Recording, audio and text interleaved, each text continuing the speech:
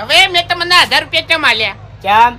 તમારે આરું કામ કરવાનું છે કે મારા ઘરથી મારા ડોશીના લુગડા લાવું અને તમે પહેરી અને આટલા સુધી લાજ કાઢી અને મારા હંગા છેડો એટલે આપણે રહોડા શેટ લેતા આવીએ.